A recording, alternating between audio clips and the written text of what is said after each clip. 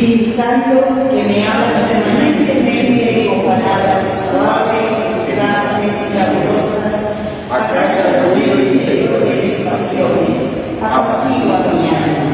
Espíritu Santo, eres consuelo, luz, paz para los que escuchan tu voz. Trae tranquilidad al corazón para que cuando tal silencio interior escuche lo que me dices y que nada me resulte indispensable, sino solo tú, que en mi presencia me das felicidad total y plena. Que mi interior se llene de tus enseñanzas, de tu palabra de vida y de ello regocije mi alma.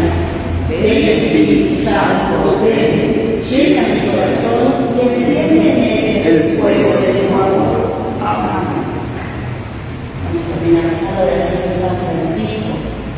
Señor, haz de nosotros instrumentos de tu paz, que donde haya odio pongamos amor, donde haya ofensa pongamos perdón, donde haya discordia pongamos unión, donde haya error pongamos verdad, donde haya duda pongamos la fe, donde haya desesperación pongamos esperanza, donde haya tinieblas pongamos luz, donde haya tristeza pongamos alegría.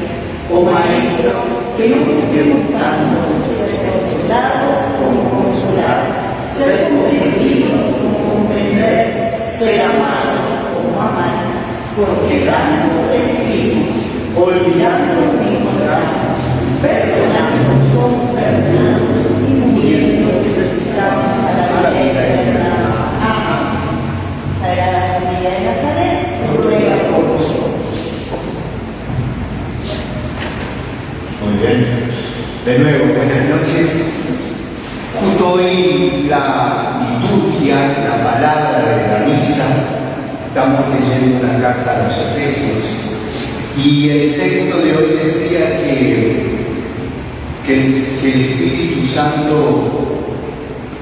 que Dios, que el Padre, se dice fortificado por medio de su Espíritu, ¿no?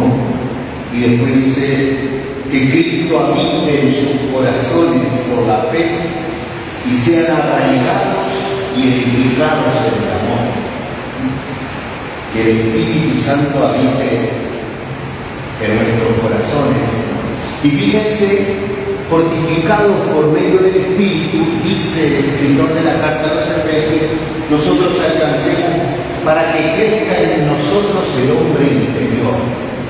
Es una imagen muy hermosa de la carta a los Efesios. Recuerden que Efesios plantea que Dios de los dos pueblos, antes enemigos, los judíos y los que no lo son, Dios ha hecho un hombre nuevo, un solo hombre nuevo en Cristo, ¿no? Y entonces ese hombre nuevo, el hombre cristiano, crece sostenido y animado por el Espíritu Santo. Por eso elegimos este tema de los dones del Espíritu. Y miren, yo quiero compartírselos desde lo que un gran obispo murió hace poco relativamente, el cardenal Martini, obispo de Milán, un gran biblista, un hombre amante de la palabra de Dios, que ha dejado muchísimos escritos, sobre todo de retiros que él predicaba. Tiene un librito, yo tengo ahí un caso negro que se llama Hombres y Mujeres del Espíritu, y él plantea que justamente los dones del Espíritu nos proponen una manera de ser cristianos vivos, de ser cristianos ardientes, dice, ¿no? Por eso él habla, en términos más filosóficos, de una antropología del cristiano. Y yo quería compartir con ustedes esto como puntapié para que después podamos hablar un poco acerca de esto. A ver, primera información. Los dones del Espíritu Santo aparecen por primera vez en el libro del profeta Isaías, en el capítulo 11. El capítulo 11 de Isaías está dentro de lo que se llama el libro de Emanuel, que forma parte del libro de Isaías, les digo, y entonces plantea que el nuevo hijo de David estará ungido por el Espíritu Santo. Yo quiero leerles el texto, Isaías 11, versos 1 al 3 nomás, aunque podríamos leerlo un poquito más largo. Isaías 11, 1 al 3 dice así: saldrá una rama del tronco de Jesé. Paréntesis, Jesé es el padre de David, ¿no? Una rama del tronco de Jesé. Y un retoño brotará de sus raíces. Sobre él reposará el Espíritu del Señor, Espíritu de sabiduría y de inteligencia, Espíritu de consejo y de fortaleza, Espíritu de ciencia y de temor del Señor, y lo inspirará el temor del Señor. Entonces, hermanos, este texto, obviamente Isaías no está hablando de David porque David ya había muerto, ¿no? Sino aquí aparece la promesa de Dios de que después de David, uno de su familia se sentará en su trono. Y aquí aparece la presencia tan singular de San José. Es José el que tiene que darle a Jesús la familiaridad de David. ¿Se acuerdan el Evangelio de Mateo? José, hijo de David, no temas recibir a María, porque lo que hay en ella es el Espíritu, y tú le pondrás el nombre de Emanuel. Fíjense, Mateo está recordando esta promesa de Dios. Un hijo de David, uno de la familia de David, el Emanuel, será el Mesías, ¿no? Y este Mesías tiene esta particularidad de recibir estos 6 dones del Espíritu Santo. Y aquí les hago un libro, ¿no? Fíjense, originalmente son 6 dones: sabiduría, entendimiento, consejo, fuerza, fortaleza. Ahí se me borraron 2. Conocimiento y temor del Señor. Y el temor del Señor aparece 2 veces. ¿Sí? Temor del Señor, y lo inspirará el temor del Señor. En el texto original, en el texto hebreo, son 6 dones. El temor de Dios aparece 2 veces. Y ustedes van a decir, ¿por qué para nosotros son 7? Es muy sencillo, miren. Cuando la Biblia se traduce del hebreo al griego, la famosa traducción de los 70, hecho un par de siglos antes de Cristo, los sabios que traducen desdoblan el temor del Señor, lo transforman en piedad. Y entonces, fíjense, de los 6 dones que decía Isaías, aparecen los 7 dones. Y esto tiene que ver con una cuestión de traducción nomás, pero también tiene que ver con el afecto de los judíos por el número 7, que es el número de la perfección. Entonces, este rey ideal, este Mesías rey, tendrá la plenitud del Espíritu Santo.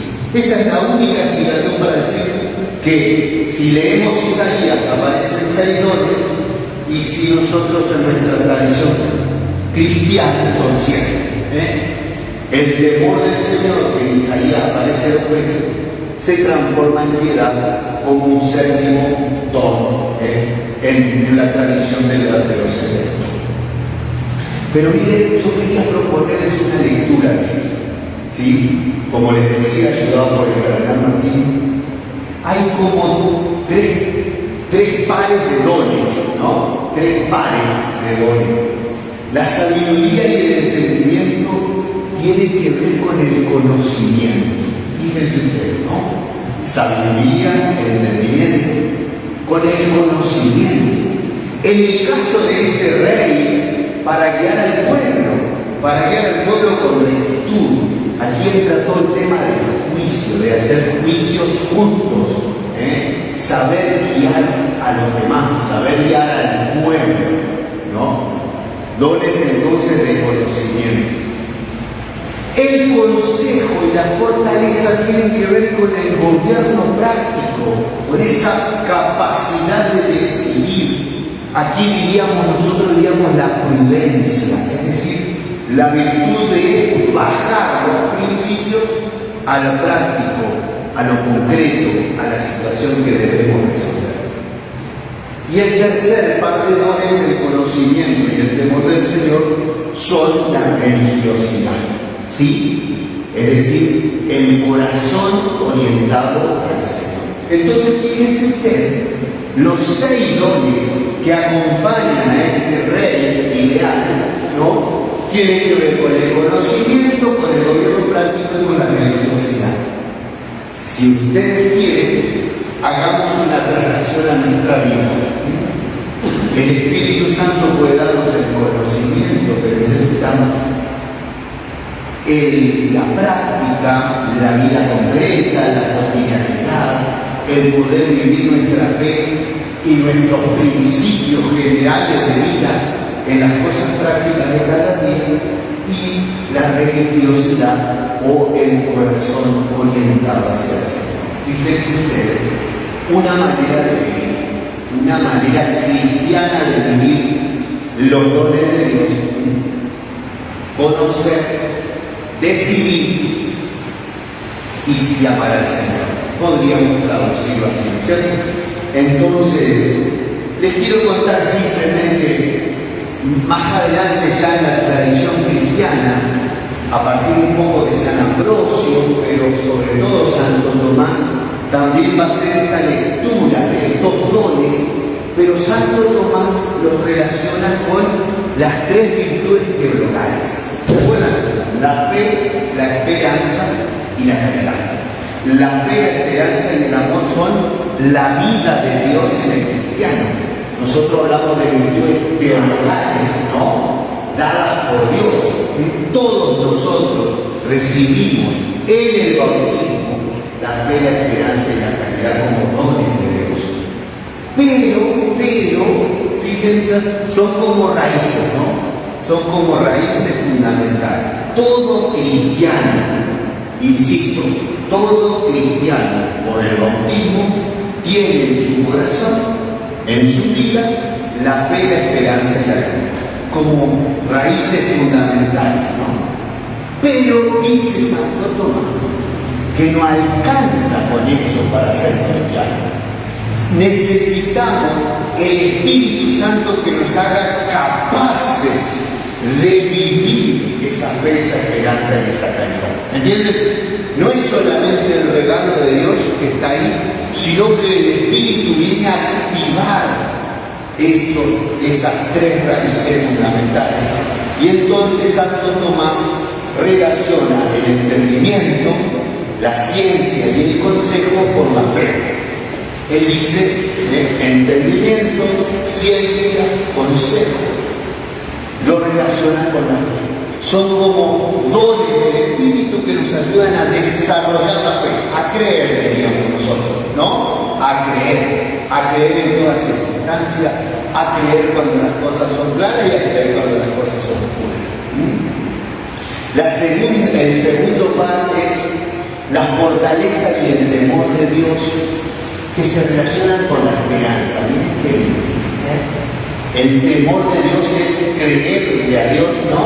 Es creer en su acción, y la fortaleza sobre todo para la esperanza en los momentos difíciles, ¿no? Y fíjense que la piedad y la sabiduría tienen que ver con la caridad, ¿no? La caridad, el amor. ¿Cómo vivo el amor a Dios y a mis hermanos? Con la piedad y la sabiduría, ¿sí?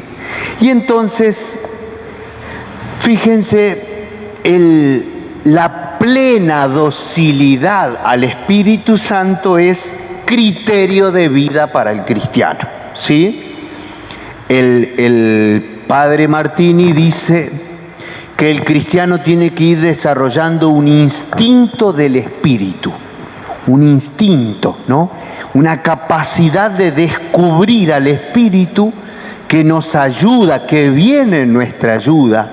Y entonces a veces el espíritu te da un consejo, o el espíritu te da sabiduría, o en algún momento que estás muy complicado el espíritu viene a darte fortaleza, ¿no? Entonces hay que como ir afinando la sintonía con el espíritu para poder vivir la vida cristiana.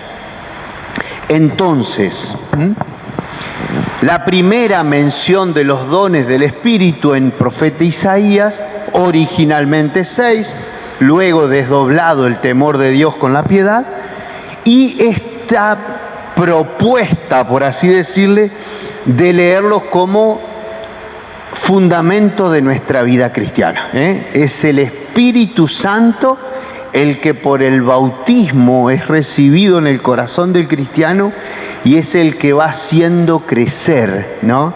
Por eso la carta a los Efesios dice: enraizados en Cristo Jesús y edificados por el Espíritu, ¿no? Esta imagen tan hermosa del hombre interior que debe ir creciendo, del hombre nuevo que debe ir creciendo en nosotros, enraizado, y fíjense ustedes de nuevo las virtudes teologales, ayudadas, iluminadas, activadas, podríamos decir así, por los dones del Espíritu Santo. Por eso la vida cristiana es fundamentalmente esta docilidad al Espíritu Santo. Llámenle como quieran, ¿no? El Espíritu Santo, la voluntad de Dios, tiene distintos nombres. En definitiva, es que nosotros nos dejemos enseñar por el Señor, que nosotros vayamos descubriendo por este instinto del Espíritu esa presencia, y que Él nos vaya ayudando no solamente a enfrentar el pecado, sino fundamentalmente a crecer en la santidad. La lucha contra el pecado es un pequeño espacio de la vida cristiana. Lo más importante es crecer en la santidad. Y si nosotros crecemos en la santidad, cada vez menos hay lugar para el pecado. Así que por eso siempre les digo, no hay que hablar del enemigo, que se arregle él nomás. Nosotros hablamos de lo lindo que es ser cristiano, y que el Espíritu Santo nos hace capaces de la felicidad, capaces de la plenitud.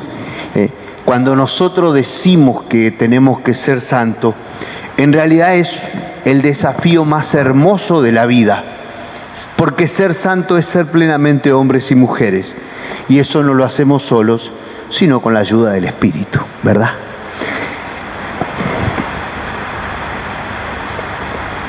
Hasta aquí llegamos.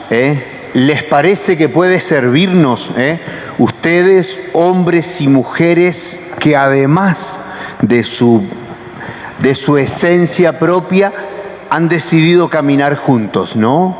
Matrimonios, parejas,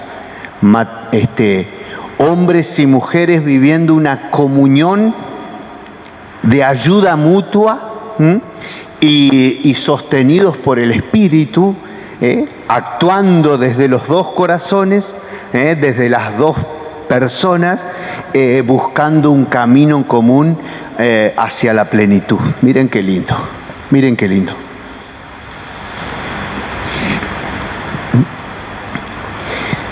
Hasta ahí lo que quería compartirles. ¿Qué significa para nosotros ir viviendo cada vez más en el Espíritu Santo? Y fíjense ustedes, aquí habría que hacer una salvedad, ¿no? Porque parece ser que el Espíritu Santo es cuestión de los carismáticos nomás. No. El Espíritu Santo es esencial desde el Génesis. Recuerden ustedes, en los primeros 2 renglones de la Biblia, en el Génesis, cuando todavía no había nada, el Espíritu Santo aleteaba sobre el caos, ¿no? el caos y la confusión. Antes que Dios creara todas las cosas era caos y confusión, pero el Espíritu Santo aleteaba sobre las aguas. El Espíritu y la palabra de Dios se convierte ese caos en un cosmos, en un orden bello, ¿no? De ahí viene el cosmos, y desde entonces el Espíritu Santo viene obrando en el corazón del hombre para llevarlo hacia la santidad. Espíritu Santo que santifica. Nosotros le solemos apropiar al Espíritu la santificación, aunque en realidad la santificación es obra de Dios, pero se la apropiamos al Espíritu para entendernos mejor, ¿verdad? Entonces, los carismáticos, la renovación carismática nos ha ayudado a descubrir de nuevo, sin duda, el Espíritu Santo, porque bueno, hay un libro muy famoso, gente, muy famoso, de los años 40, por ahí, que se llama El Espíritu Santo, el Gran Desconocido, escrito por un famoso español maestro de espiritualidad, Rollo Marín, que tiene un libro sobre el Espíritu Santo como el Gran Desconocido. Y sin duda ha sido el Concilio Vaticano II y la experiencia carismática, digo experiencia carismática para decir incluso gente de parte de nuestros hermanos evangélicos, que hemos redescubierto el Espíritu y su acción en nuestras vidas. Bienvenido. Entonces, el Espíritu como el gran hacedor, ¿sí? El gran hacedor de la santidad de nuestra vida. El Espíritu como el gran actor, actuante en nuestra vida de la acción de Dios y de la salvación de Jesucristo. Hay que recibir a la gente. Una preguntita por eso. Sí. Yo tengo la pregunta, no sé las palabras. La renovación es como que nos trajo el Espíritu Santo a lo cotidiano, ¿no? Estos últimos años, o por lo menos para mí. Y es como que pedimos al Espíritu Santo cosas cotidianas, que nos ayude, que nos ilumine, que nos haga comprender las cosas. Ahora yo no entiendo, no comprendo, mejor dicho, la palabra de Jesús, que es más grave ofender al Espíritu Santo que a Él mismo, ¿no? Que dice que al Hijo del Hombre. Cierto, sí. El llamado pecado contra el Espíritu Santo, ¿no? Mirá, históricamente la Iglesia ha entendido que el pecado contra el Espíritu Santo era dudar de su acción, ¿no? Y el Papa Juan Pablo II, hoy San Juan Pablo II, en la encíclica sobre el Espíritu, él propone otra lectura del pecado contra el Espíritu. Él dice muy hermosamente que el pecado contra el Espíritu Santo, que es el pecado imperdonable, ¿no? ¿Recuerdan ese pasaje, no? Si alguno de ustedes habla mal del Hijo del Hombre, será perdonado, pero si habla mal del Espíritu, no será perdonado. El pecado imperdonable. Y San Juan Pablo II dice hermosísimamente en la Dives y Misericordia que el pecado contra el Espíritu es la desesperanza. Fíjate qué interesante, decir, ¿cuándo no soy perdonado? Cuando no creo en el perdón. El pecado contra el Espíritu sería la desesperanza, es decir, yo digo, no, mirá, esto que hice no tiene perdón de Dios. Vieron que a veces decimos esa frase, ¿no? Fulano no tiene perdón de Dios. O esto que hice no tiene perdón de Dios. Ahí yo me estaría cerrando al perdón. Porque si yo digo, no merezco ser perdonado, ¿no? Entonces fíjense, esta lectura de Juan Pablo II, obviamente con fundamento teológico y todo demás, él plantea que ese sería el único pecado imperdonable. ¿Por qué? porque me estaría cerrando a la acción del mismo Dios, del mismo Espíritu, ¿no? Pero, a ver, también hay que leer muchas veces cuando se dice el pecado imperdonable, tengan en cuenta que en el idioma, en el hebreo, incluso el griego, el arameo, el hebreo, incluso el griego, el vocabulario no es tan rico como el nuestro, por ejemplo, como el español, y entonces cuando hablamos de imperdonable, no es un imperdonable definitivo, ¿se entiende? Porque siempre el hombre puede cambiar. Recuerden ese pasaje del profeta Ezequiel, ¿no? Si un hombre justo peca, morirá por su pecado. Pero si un hombre pecador se arrepiente, vivirá por su arrepentimiento. Cuando uno lo lee así, dice, wow, pero en realidad es el círculo de la vida. Yo estaba en gracia, pequé y hoy me merezco la muerte, pero inmediatamente me acerco al perdón y vivo. ¿Se entiende? Entonces el círculo de la vida, el círculo del perdón, en el que andamos todos los días nosotros, ¿no? Por ahí nos damos cuenta de algún pecado que hacemos sufrir a alguien, que le hicimos un daño a alguien, y enseguida nos arrepentimos y volvemos a la vida. Por eso, en definitiva, lo de imperdonable hay que leerlo entre comillas, digamos así. Dios siempre nos va a dar la oportunidad de remediar. Incluso si yo pecara contra el Espíritu Santo, yo puedo dudar de su acción, yo puedo desconfiar de su poder, pero aún así el Espíritu yo creo firmemente que nos va a dar la oportunidad de decir, mira, acá estoy, lo que dijiste es un error, ¿no es cierto?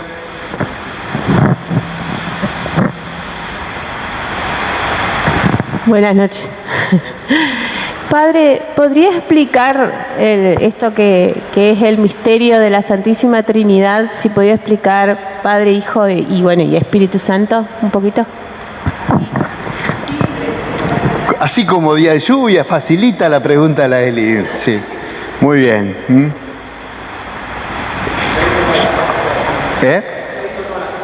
Sí, hermoso. Bueno, a ver, evidentemente conocen la famosa historia del nenito en la orilla del río, ¿no? Hay una historia que cuenta San Agustín, que un día andaba pensando la Trinidad. Agustín fue quizás uno de los grandes pensadores de la Trinidad y a él le debemos muchos de los ejemplos que usamos, que ustedes escuchan en los sermones, ¿no? Donde él habla de las tríadas, ¿no? Y cuenta la historia que un día andaba Agustín pensando en esas cosas por la orilla de Ostia, ahí en donde estaba el de obispo, y encuentra un guricito jugando en la playa. Y el guricito había hecho un pocito en la arena, iba y traía agua con la manito del mar y lo metía en el pocito. Y se le iba al mar. Y entonces le dijo, ¿qué estás haciendo? Estoy queriendo meter el mar en mi pocito, le dijo el gurí. Y ahí San Agustín dijo, eso es la Trinidad. Querer meter el mar en esta cabecita, eso es la Trinidad. Imposible de explicar. Más allá de eso, nosotros hablamos de la Santísima Trinidad a partir de lo que conocemos, ¿no? Y esto es Santo Tomás puro. Es decir, reconocemos una Trinidad de vida en Dios porque Él se ha revelado, ¿no? Envió a su Hijo, envió el Espíritu Santo y entonces decimos, pero entonces Dios es pluralidad, ¿no? Si el Padre, viendo al hombre caído, envía a su Hijo, y después el Hijo y el Padre envían el Espíritu Santo. Recuerden todos los evangelios de Jesús. Me voy, pero les vamos a enviar el Espíritu Santo. Evangelio de Juan, ¿no? Me tengo que ir para que ustedes puedan recibir el Espíritu. Entonces, claro, a partir de esta realidad que la palabra de Dios nos dice, que Dios envía a su Hijo, cuando se cumplió el tiempo, dice San Pablo, ¿no? Envía el Espíritu. Nosotros entonces ahí hablamos, gente, de las misiones y de las procesiones. Perdonen las palabras que estoy usando, pero es la manera que la teología lo dice. Las misiones. Leemos en la palabra de Dios, vino el Hijo, vino el Espíritu Santo, enviado del Padre. Entonces, al hablar de misiones, hablamos de procesiones. El Hijo procede del Padre, y esto a partir de nuestra experiencia vital. Todos nosotros tenemos un progenitor, ¿no? Pero procedemos de alguien, o en este caso de alguienes, de dos, ¿no? Pero el Hijo procede del Padre y vuelve al Padre, ¿no? Y ese ida y vuelta de procedencia es tan fuerte que se hace espíritu. Por eso, volvemos a San Agustín. San Agustín habla del amante, el amado y el amor. Una de las famosas triadas de San Agustín, ¿no? Dios es el amante que en el amor constituye al amado, y el amado devuelve ese amor al amante, y entonces esa ida y vuelta de amor se hace persona divina en el Espíritu Santo. Por eso decimos, el Espíritu Santo es el amor del Padre y del Hijo, que se hace persona divina, persona individual, por así decirlo. Sé que no es fácil lo que estoy diciendo, es pura teología, pero es la manera que nosotros hablamos de la Trinidad. Entonces, lo que sí sabemos que Dios en sí mismo es dinamismo, ¿no? Dios no es un ser, así como decirlo, un bloque monolítico, sino Dios en sí mismo es amor. Porque si por amor al hombre envía a su Hijo y envía el Espíritu Santo, lo que Dios es adentro suyo también es ese dinamismo de amor, ¿no? De hecho, nosotros decimos que Dios busca al hombre para incorporarlo a ese amor. Lo que Dios quiere que nosotros vivamos con Él, dentro de Él, en Él, ¿no?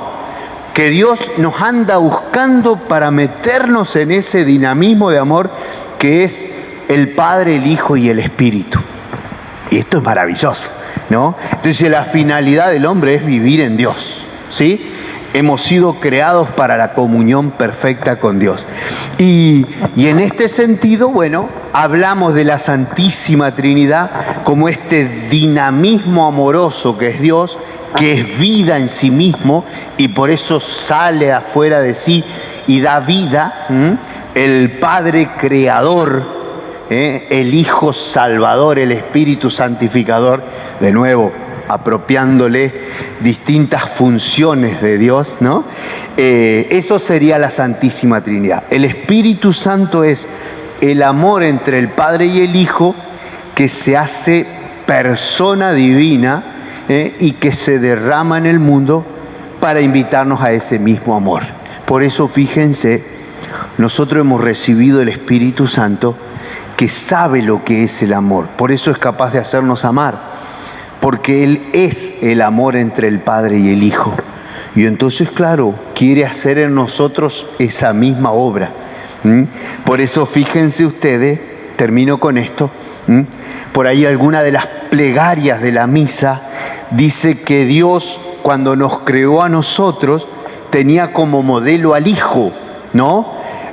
¿Vieron tipo los pintores, eso que vemos en las películas, el pintor que pone un modelo o una modelo y la pinta, ¿no?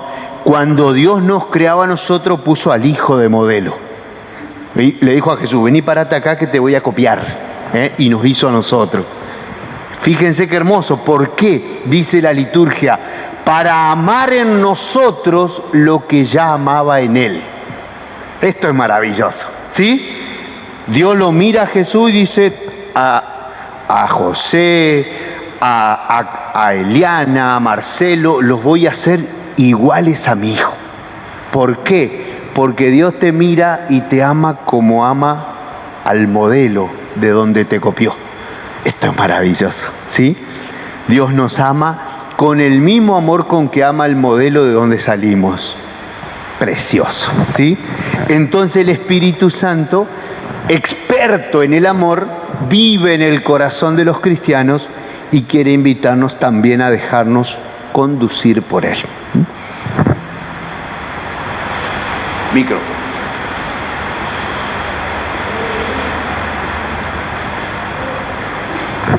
¿Otra? Sí, claro. Bueno, los dones los tenemos todos, ¿no es cierto? Pero en mayor y menor medida lo podemos pedir. ¿Cómo lo pedimos? Qué bueno. A ver, gente. En realidad, cuando hablamos de los dones, es el Espíritu, ¿no? A ver. Después solemos distinguir, pero para tratar de entender, nosotros a veces hablamos de dones, carismas, ¿no? A ver, los dones del Espíritu es el Espíritu mismo en nosotros, ¿sí? Que va teniendo estas distintas vertientes, pero que nosotros es para entender nomás. Por eso cuando hablamos de que volvamos al profeta Isaías, ¿no?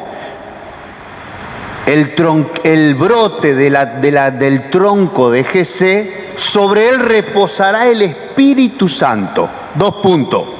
Espíritu de sabiduría y de entendimiento. Espíritu de fortaleza y de confianza. Ay, se me atravesaron, no importa.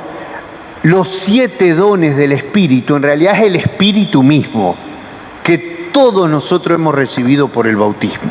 Entonces en nosotros vive el Espíritu Santo.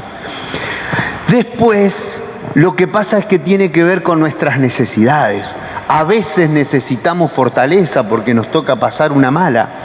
Y entonces el Espíritu se manifiesta en nosotros con la fortaleza de Dios, que es Él mismo.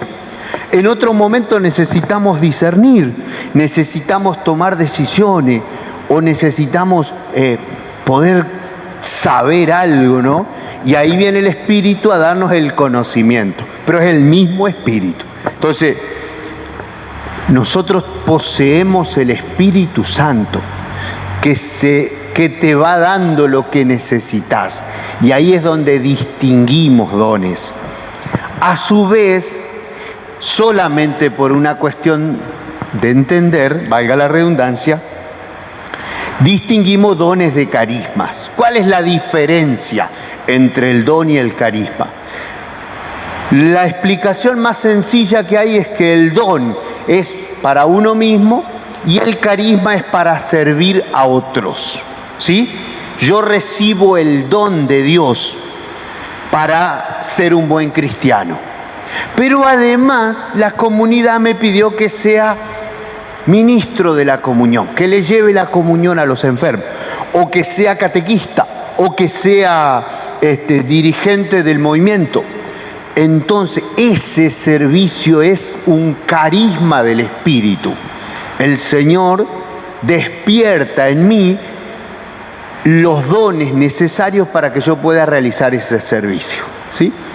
Para mí el ejemplo más sencillo que les puedo aplicar es el cura. A ver, yo recibí el carisma de darles a ustedes el perdón. Si ustedes vienen a confesarse, yo en el nombre de Dios puedo darles el perdón. Pero yo no me puedo perdonar a mí mismo. Yo necesito otro curita que me perdone a mí. Yo necesito un colega que ejerza su carisma conmigo. ¿Se entiende? Yo puedo darle a todos ustedes el perdón, menos perdonarme a mí mismo. Ahí necesito de otro hermano que ejerza su carisma conmigo. ¿Se entiende? Ese ejemplo puede servir, ¿no? El carisma entonces es el Espíritu Santo en cuanto puesto al servicio de los demás. Aquí podríamos recordar, si ustedes quieren, en la carta a los Corintios, capítulos 12, 13 y 14, estos textos para ustedes son muy fuertes porque en el medio, el capítulo 13, ¿se acuerdan? 1 Corintios 13, ¿qué es? El himno al amor, ¿no? El bendito, famoso, recontra mil famoso himno al amor, capítulo 13. Pero ese himno precioso de San Pablo está enmarcado en el tema de los dones espirituales, ¿sí? Porque parece ser que en Corinto había gente que era una comunidad muy viva, y entonces, claro, los tipos tenían carismas, pero casi todos buscaban los más visibles, el don de lengua y el don de la profecía, porque era como el que te daba más importancia en la comunidad. Entonces San Pablo tiene que bajar línea y decirle, paren muchachos, ¿no? Y ahí viene todo ese capítulo 12 precioso, donde Pablo le habla de la diversidad de carismas o de dones, pero de la unidad del Espíritu, del Padre y del Hijo, ¿no? Ese capítulo 12 es muy hermoso. Y ahí Pablo le dice, está bien que ustedes aspiren a los dones, está muy bien, pero aspiren al don más perfecto. Y yo les voy a enseñar el camino más perfecto. Aunque yo dominara todas las lenguas, si no tengo amor, aunque yo pudiera entregar mi cuerpo a las llamas, si no tengo amor. Entonces fíjense ustedes, el gran carisma del Espíritu es el amor. El amor que te hace servir o que te hace correrte cuando no hace falta, ¿no? Y por eso, capítulo 14 de la carta a los Corintios, Pablo se concentra más en el don de lengua y el don de profecía, que eran los que más le gustaban a los corintios, para darle unas instrucciones. Y ahí Pablo usa el concepto de la edificación. Pedirle a Dios los dones del Espíritu que más edifiquen a los hermanos. La edificación, el cuidar al otro. Los dones que más tenemos que pedirle al Espíritu es el don de cuidarnos y de cuidar a nuestros hermanos. Y en ese sentido, bueno, ese don recibido por un hombre, por una mujer, por un cristiano o una cristiana, se convierte en carisma al momento de ser puesto al servicio de los demás, más o menos, ¿no?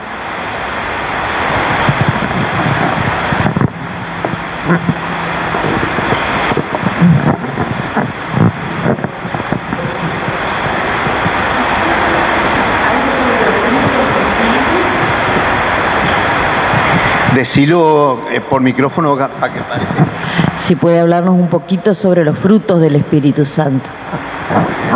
Bueno. Vos tranquilo nomás. El fruto, a este le atacó el fruto de la calma, mirá. Qué lindo. El fruto del Espíritu, para eso tenemos que irnos a la carta a los Gálatas. Gálatas capítulo 5, San Pablo le está hablando de dejarse conducir por el Espíritu, y ahí Pablo tiene esa famoso texto 5, 22, 23, donde Pablo dice, el fruto del Espíritu es, y ahí pone 2 puntos, y enumera 9 frutos, ¿no? El fruto del Espíritu. Pero Pablo está hablando de las obras de la carne y el fruto del Espíritu, ¿no? Pablo les está diciendo que hay que dejarse conducir por el Espíritu para no ser atrapados por la carne, ¿no? Esa lucha que Pablo plantea en nosotros, entre la carne y el Espíritu, o en otras palabras, el hombre viejo y el hombre nuevo, ¿no? Pablo dice que luchan en nuestro interior, y esto es verdad, y por eso incluso no podemos hacer todo el bien que quisiéramos, dice San Pablo hermosamente. Y él dice entonces, las obras de la carne, ¿se acuerdan ustedes, no? Las peleas, la fornicación, las divisiones, los pleitos, todas esas cuestiones. 14 obras de la carne enumera Pablo ahí. Mientras que el fruto del Espíritu es, y ahí pone, como les decía, los 2 puntos, y habla de 9 frutos. Paz, alegría, amor, bondad, magnanimidad, afabilidad, confianza, se me escapa alguno, ¿no? El fruto del Espíritu. Y fíjense ustedes, los estudiosos de la Biblia dicen que Pablo comete un error lingüístico, ¿no? Él dice, el fruto del Espíritu es, y enumera 9. Lógicamente, en buen castellano tendría que ser, los frutos del Espíritu son, y enumerar 9, ¿no? Cuando ustedes dicen, mi hijo, yo tengo mi hijo y decís 3, estás hablando mal. Mis hijos, cuando nombramos más de uno, ¿no? Entonces, Pablo comete un error lingüístico, pero a propósito aparentemente, para decir que el fruto del Espíritu es el mismo Espíritu, que después se manifiesta, ¿no? En paz, en alegría, en amor, en bondad, en afabilidad, en confianza, en temperancia, magnanimidad, no sé cuál, me falta alguno ahí en la lista que estoy tirando de memoria nomás. Entonces fíjense ustedes, el fruto del Espíritu. Y ahí nos permite mirarnos y decir, a veces yo obro según las obras de la carne, otras veces obro según el Espíritu. Y va dando estos frutos. Cuando mi acción produce paz, produce alegría, produce bondad, entonces estoy obrando según el Espíritu. El fruto del Espíritu, dice San Pablo, en definitiva es el cristiano que obra movido por el Espíritu, aunque a veces tenemos que reconocer que obramos también movidos por la carne. Es decir, es una lucha constante en nuestros corazones y no termina nunca esa lucha. Termina con la Pascua. Así que mientras tanto tendremos que abancarnos que a veces no obremos según el Espíritu, sino según la carne. Y ahí aparece la incoherencia, y ahí aparece el pecado, y ahí aparecen nuestras debilidades, ¿no? Pero nada, Dios nos creó así, incluso frágiles y débiles, con posibilidad de caer. Yo creo que para invitarnos a confiar más en su amor que en nuestras propias fuerzas, ¿no? Y hay alguna de estas luchas que nunca van a terminar. Yo les hablaba el otro día, en una de las charlas anteriores, ¿no?, de que me admiraba de la debilidad de los santos. ¿Se acuerdan San Pablo? Pablo en la misma carta a los Gálatas dice, o no es en Gálatas, en Corintios, tengo en mi carne una espina clavada, un ángel de Satanás que me hiere. 3 veces le pedí a Dios que me saque eso, pero Dios me dijo, te basta mi gracia. Y entonces, a partir de ahí, me glorío en la debilidad, porque así se manifiesta mejor la fuerza de Dios. Pablo tenía un defecto, no se sabe si defecto, si enfermedad, si pecado, si qué era, no lo sabemos, pero que en definitiva se ve que murió con eso, sea lo que sea, ¿no? El Señor le dijo, mira Pablito, esto no te lo voy a sacar porque te basta mi gracia para que sigas luchando. En definitiva, vaya a saber qué era eso, pero Pablito vivió con alguna lucha interior toda su vida y eso nos viene bien porque todos nosotros las tenemos también.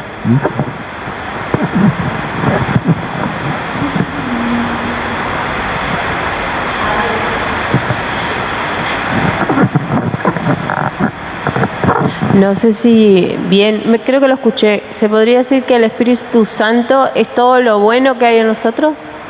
¿O es muy...? Sí, todo lo bueno porque es Dios en nosotros, ¿no?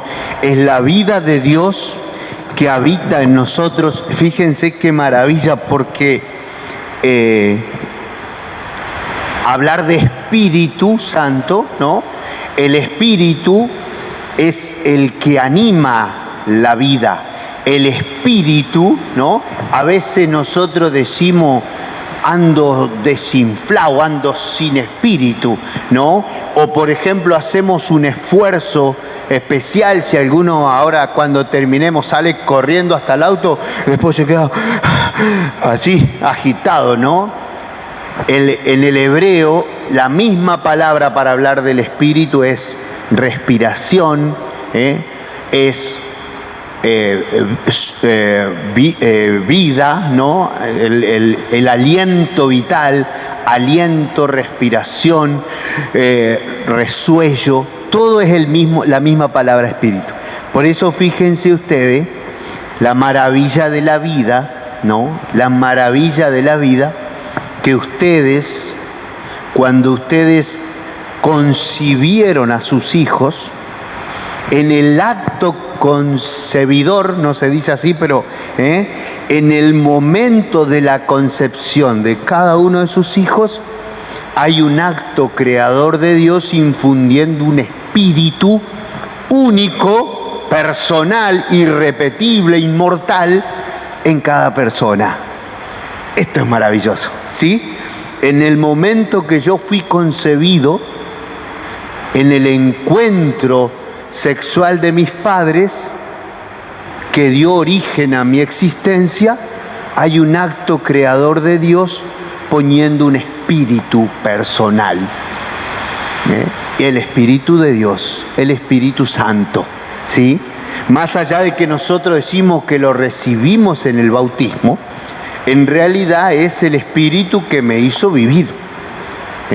Ese producto del encuentro de mis padres, animado por el alma, por el ánima, por el espíritu que Dios puso, salió esto. Salió esto, ¿no es cierto? Entonces, claro, está bueno lo que decís, Eliana, el espíritu es lo mejor de Dios en nosotros mismos. Es todo Dios en nosotros mismos. Y fíjense, no caemos en el panteísmo de que todos somos dioses. No. En nosotros habita el Espíritu de Dios, ¿sí? Por una acción dada de Dios. No es lo mismo que decir somos todos dioses. No. Porque el panteísmo dice que toda la creación está hecho con materia de Dios. Nosotros decimos que no. Tenemos una parte que la luchamos, que nos tira para abajo, que es nuestra humanidad, ese barro del que hemos sido formados, ¿no? La Biblia es muy inteligente a la hora de usar la imagen del barro soplado por Dios, ¿no? Pero en nosotros vive el Espíritu Santo. No que yo sea Dios, no. Dios vive en mí por decisión suya, por el acto creador y por el bautismo. Es hermoso. Muy bien, ¿estamos en horario? Capaz que el tema que elegimos hoy es un poco más restrictivo, quizás no nos dio espacio a preguntar más de nuestras cosas, capaz que nos estamos disparando medio mucho para la teología, pero está bueno conversar de estas cosas porque en definitiva también necesitamos profundizar en esto, ¿no? Es decir, a ver, ¿se acuerdan? Hay una hermosísima oración de un patriarca oriental, Ignacio de Lataquié se llama, un hombre muy sabio, que hizo una oración acerca del Espíritu. No la traje, la tengo por ahí en mi mesa, no la traje, pero él dice que sin el Espíritu, Cristo permanece en el pasado. Sin el Espíritu, los mandamientos son una ley de esclavitud. Sin el Espíritu, la vida cristiana es un yugo, ¿no? Tiene así como varias imágenes preciosas, ¿sí? Pero con el Espíritu, Cristo me está salvando. Con el Espíritu los mandamientos son un camino de libertad. Con el Espíritu la moral cristiana es una invitación a la vida. Y así Ignacio va haciendo toda una descripción muy bonita de la acción del Espíritu, ¿sí? Es el Espíritu Santo el que hace posible la vida cristiana. Ustedes están aquí porque se dejaron mover por el Espíritu Santo. Nosotros estamos aquí compartiendo, hablando de estas cosas porque el Espíritu Santo está obrando en nosotros, ¿no? Y en definitiva, si yo después, mañana pasado, cometo un error, un pecado, será porque no fui lo suficientemente activo, atento a esa lucha de la carne y del Espíritu. Pero que de ninguna manera me hace, ¿cómo decirlo? Me hace un imperdonable, para decirlo de alguna manera, ¿sí? Si mi corazón es el lugar donde lucha el diablo y Dios por mi alma, la carne y el espíritu, el hombre viejo y el hombre nuevo, no duden jamás de que va a terminar ganando Dios, de que va a terminar triunfando el amor, de que va a terminar transformándose ese hombre nuevo, porque Dios no se deja ganar en el amor. Y si Él nos creó con amor, nos creó para que vivamos con Él y no va a descansar hasta que terminemos ahí.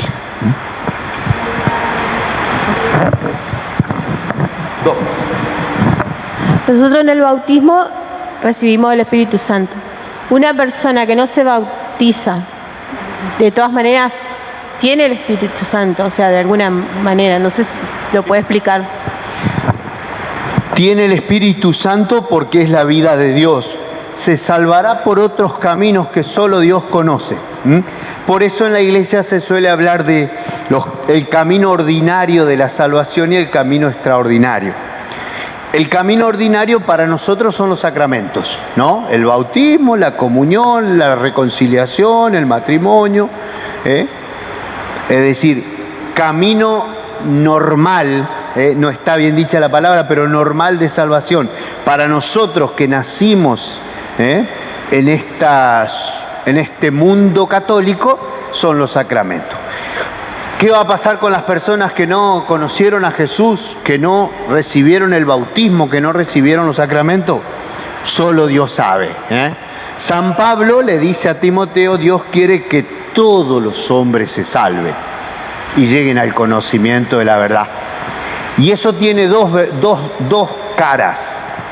Dios quiere que todos los hombres se salven y puede hacer lo que quiere, pero también Dios quiere que nosotros sigamos anunciando a Jesús como camino, verdad y vida para la salvación. Entonces, en definitiva, sin duda que el Espíritu de Dios, y esto también Juan Pablo II, en el año 91 escribió un documento sobre la misión, Redentoris Missio, un documento fantástico, y ahí es donde el Papa Juan Pablo plantea que el Espíritu actúa por fuera de los límites de la Iglesia, ¿no? A donde todavía no llega la Iglesia, el Espíritu ya está obrando en el corazón de las personas. Es hermoso. Los padres de la Iglesia decían que esas son las semillas del reino, porque claro, los padres de la Iglesia resulta que llegaban al barrio San José Obrero, donde nunca habían escuchado hablar de Jesús, y resulta que encontraban en la gente del barrio San José Obrero justicia, verdad, amor, caridad, sin haber escuchado a Jesús. Entonces los padres de la Iglesia decían, es el Espíritu Santo el que ya estaba sembrando las semillas del verbo antes que nosotros llegáramos. Miren qué bonito, ¿no? Llegamos y nos encontramos con el Evangelio ya vivido sin saberlo, ¿me entienden? Por eso, la salvación de Dios es para todo, pero eso no nos exime a nosotros de anunciar a Jesús. Y ahí Juan Pablo hace aquella afirmación tremenda, ¿no? Dice, si nosotros no anunciamos el Evangelio, Esta gente se va a salvar porque es el designio de Dios. Pero nosotros, ¿nos vamos a salvar? Si no anunciamos a Jesús, ¿nos vamos a salvar? Por allá. Sí, está alta la vara. Quería preguntarle si entonces podemos decir que los carismas están relacionados con nuestra misión, porque los dones recibimos todos, pero los carismas con la misión que tenemos en la vida. Y quería preguntarle también si nos puede explicar un poquito qué es el don de lenguas. Sí, sin duda que el carisma viene a ser una fecundación del Espíritu, ¿no? Y por eso, fíjense, nosotros también, es difícil distinguir carisma, por ejemplo, de profesión, ¿no? Alguno de ustedes eligió la profesión, yo soy tal cosa.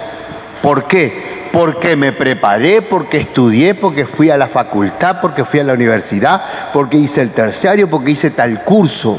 Yo me preparé para mi profesión. Pero sin duda también el cristiano dice, pero acá hay un carisma. Dios me ha dado esta capacidad no solamente para que yo gane plata, sino para que sirva a mi hermano. ¿Se entiende? Entonces eso es lo lindo, decir, lo que para otro podría ser simplemente suerte o profesión o decisión personal. No, yo elegí ser ingeniero. Para el cristiano es decir, ¿por qué soy ingeniero? Porque Dios me quería sirviendo aquí, allá. Entonces, incluso la profesión que tenemos, algunos la elegimos, otros cayeron ahí porque no había otra cosa, pero para el cristiano también es un lugar de servicio, y ahí viene la acción del Espíritu como carisma, ¿no? ¿Y qué otra cosa me preguntaste? El don de lenguas. El don de lenguas es una manifestación del Espíritu, una de las tantas manifestaciones del Espíritu, que en algunos casos puede, despertar una oración en un lenguaje desconocido, como para la alabanza. Fundamentalmente, el don de lengua es una manifestación del Espíritu para la alabanza. Lo que le pasaba a los místicos, y cuando digo místicos, Santa Teresa, San Juan de la Cruz, pero al mismo Santo Tomás, fíjense usted, Santo Tomás, el cráneo de la teología, en algún momento él ya no sabía cómo expresar la teología. Y ustedes saben que Santo Tomás varias veces tuvo la fuerte tentación de quemar todos sus escritos. Menos mal que no lo hizo, ¿no? Pero Santo Tomás, por ejemplo, recurre a la poesía. Cuando ya no sabe cómo explicar, recurre a la poesía. Uso esta imagen para decir, a veces la oración, cuando se hace tan intensa, no le alcanzan las palabras no terminan de expresar. Es lo mismo que nos pasa con el amor, gente. A veces buscamos palabras para decirle al otro y no las encontramos. Las palabras de las que disponemos no alcanzan a expresar lo que yo le quiero decir al otro. Y entonces ahí viene el Espíritu a darnos ese don de lenguas, que es una oración de alabanza en un lenguaje desconocido. ¿Pero para qué? Para que el lenguaje mío no sea un obstáculo a la hora de alabar a Dios. Más o menos se entiende, decir, es una alabanza subida de nivel, por así decirlo. Y les quiero contar este testimonio. Obviamente también había muchas dudas y mucha desconfianza, ¿no? Y una vez en una iglesia particular, en una diócesis, alabanza, se hacía oración de alabanza así, y había manifestaciones de don de lengua. Y un obispo mandó a un cura muy instruido, muy de esos que sabe mucho, ¿no? Este curita sabía varios idiomas y conocía la Biblia mucho, un cráneo. Y este sacerdote fue enviado por el obispo, porque el obispo lo mandó y le dijo, anda ahí y ve qué pasa, porque me dijeron que pasan cosas raras. Y este curita entonces fue y se sentó así como en una asamblea, así como estamos ahora. Se sentó medio allá en el fondo. Y él, bueno, tenía sus reparos, decía que no creía en eso, pero en un momento empiezan a orar y una chica que estaba delante de él, una gurisita de unos 14 años, empieza a orar en lenguas, ¿no? Y este hombre se da cuenta que la nena estaba diciendo un pasaje de la Escritura en hebreo, en arameo, cosa que era imposible de que ella supiera ese idioma. Entonces este sacerdote dijo, no, pará, esto es cosa de Dios, ¿no? Es decir, a ver, si él tenía sus dudas, el Espíritu Santo le usó una gurisita para decirle, tranquilo hermano, yo puedo hacer. Entonces el don de lenguas como una oración de alabanza, que donde ya las palabras no alcanzan a expresar y aparece este balbuceo o lenguaje sin palabras del balbuceo, sí, bien dicho, ¿no? Es como el momento en que la palabra ya no ayuda y se recurre o el Espíritu genera en la persona un lenguaje desconocido, ¿sí?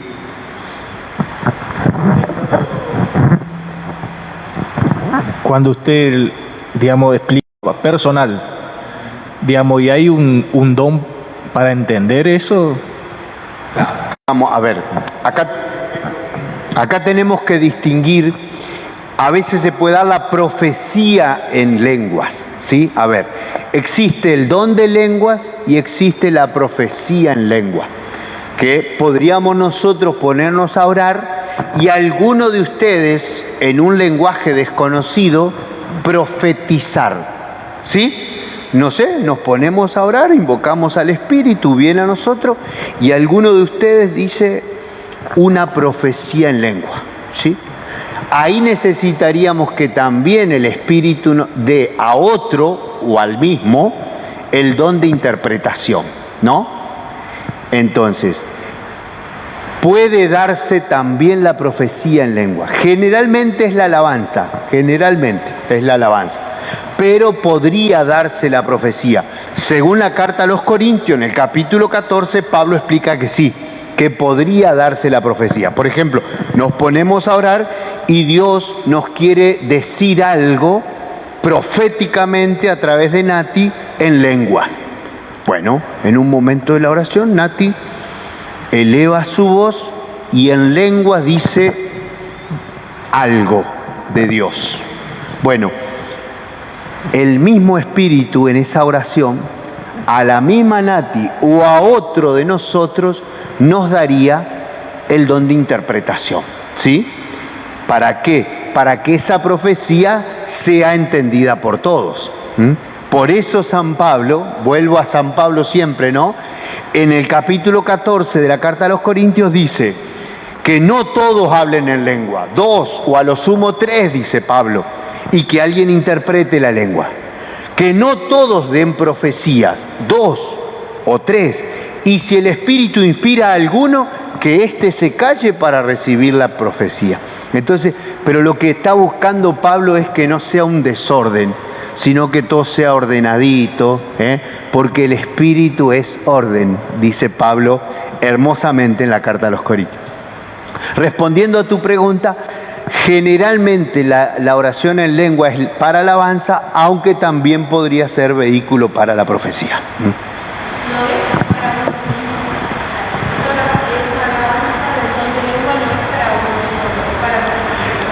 Bueno, ahí está. Puede ser para uno mismo o para los demás. Por eso también, lamentablemente podríamos hacer un falso don de lengua, ¿sí? Capaz que nos ponemos a orar y yo, para impresionarlos a ustedes, podría forzar una oración en lengua, ¿no? Pero se nota en el fruto. Cuando la oración en lengua no es auténtica, desarma la oración. Cuando es auténtica, impulsa la oración. Por eso siempre hay que estar medio atentos, o alguien tiene que tener el discernimiento para decir, no, esto no viene de Dios, ¿no? Porque lamentablemente yo, para impresionarlo a ustedes, podría empezar a decir pavadas, y usted dice, oh, mirá, el Marcelo recibió el don de lengua, y capaz que estoy generando palabras mías nomás. Se podría hacer eso. Lamentablemente se da a veces. Por eso siempre hace falta el discernimiento. No hablamos de eso, pero siempre hace falta el discernimiento, ¿no? Por ejemplo, si incluso nosotros nos ponemos a orar, al final de la oración habría que hacer un discernimiento y decir, y alguno de ustedes tendría que decir, mirá, Marcelo, cuando oraste en lengua, a mí me perturbó. Y yo ahí tendría que decir, cállate. Pero bueno, debería haber siempre ese discernimiento. ¿Por qué? Porque más allá de que el espíritu nunca va a generar algo malo, el espíritu viene a personas que no tenemos todos los caramelos en la bolsa, lamentablemente. Siempre se genera, yo por ver la renovación, siempre se genera una cosa, ¿cómo se puede generar? Mira, puede dar, siempre es signo de la presencia del Espíritu. Por eso generalmente se da a partir de la invocación, ¿no? Pero se supone que la invocación del Espíritu es el comienzo de la oración, ¿no? ¿Por qué? Porque vamos a invocar, así como nosotros rezamos la oración al Espíritu, intentando que esta charla no sea una cosa solamente humana, sino que sea del Espíritu, también la oración se supone que siempre está movida por el Espíritu. Entonces la invocación al Espíritu Santo es para decir, no quiero decir mis palabras, yo quiero orar, quiero hablar con Dios y con ustedes, movido por el Espíritu. Entonces se supone que siempre está la invocación, ¿no? Aunque, por ejemplo, podría darse también en un ámbito más privado, por ejemplo. A mí me pasó alguna vez en una confesión, una persona tuvo descanso en el espíritu. No habíamos hablado del descanso, pero sí, en una ocasión me pasó en una persona que estaba muy herida, muy dolida, y cuando le di la absolución, tuvo descanso en el espíritu. Me pasó una sola vez en la vida, pero me pasó, ¿no? Y a mí personalmente, yo digo, esto es cosa mía, cosa de Marcelo, cosa de la iglesia, pero vivida por Marcelo. Muchas veces cuando a mí me toca imponerle las manos a las personas, yo le pido al Espíritu hacer oración en lenguas, pero ¿para qué? Porque el Espíritu que ora en mí es el mismo Espíritu que está en la persona, y la persona escucha y recibe el mensaje. Y muchas veces me pasa de que si yo los conozco a ustedes, voy a poner un ejemplo muy mundano, pero supongamos que alguno de ustedes, Laura, se vino a confesar conmigo hoy, ¿no? Y entonces me contó de su dolor, está herida porque tal cosa, le está pasando algo en casa. Y a la noche viene a recibir la imposición de mano. Yo siempre tenía el miedo de decir, Señor, derrama tu espíritu sobre Laura porque tiene un problema familiar. Eso no tendría que haberlo dicho, ¿no? Porque eso lo sé por el fuero interno de la confesión. Entonces prefiero orar en lenguas. Prefiero orar en lengua en la imposición de mano, porque además el Espíritu le dice a Laura lo que ella necesita, ¿sí? Pero eso es una experiencia mía nomás, personal de Marcelo. ¿Qué es el descanso en el Espíritu? Lo están preguntando. Bueno, el descanso en el Espíritu también es otra de las manifestaciones del Espíritu Santo, que significa a ver cómo lo decimos en palabras fáciles, perdemos, ¿no?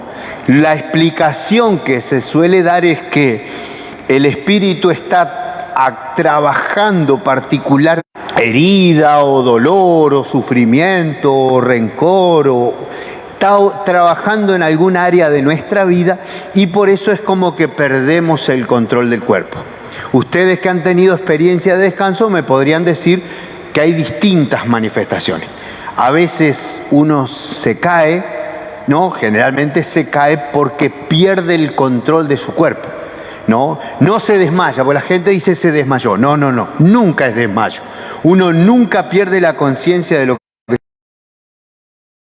escucha, por ejemplo, a los que cantan. Si alguien te habla, vos escuchás.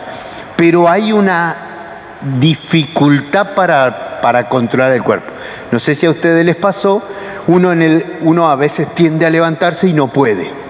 Atina a levantarse y no puede. Es como el cuerpo. Descanso en el espíritu, entonces, es una acción del espíritu en alguna área de la vida de la persona que se manifiesta con el perder el control del cuerpo por unos instantes, por unos minutos, depende. No sé si explica más o menos. Muy bien. Uy, 9:20 ya. 10:20. Bueno, terminamos por aquí. Esto va a dar tela para cortar. Seguramente que seguiremos hablando de estas manifestaciones. Simplemente lo que esta noche queríamos plantearnos era esto. Los dones del Espíritu como una acción de Dios que va generando una nueva forma de vivir, una manera de ser hombres y mujeres cristianos, y cristianos vivos, activos, con ganas de vivir su fe. Esperemos que les haya servido. Si todavía quedan algunas preguntas, las juntamos para la semana que viene, y de nuevo les pedimos, si a ustedes tienen algún tema que quieren que charlemos, sugiéranlo, porque ya nos quedamos sin tema. Ya no sabemos de qué hablar.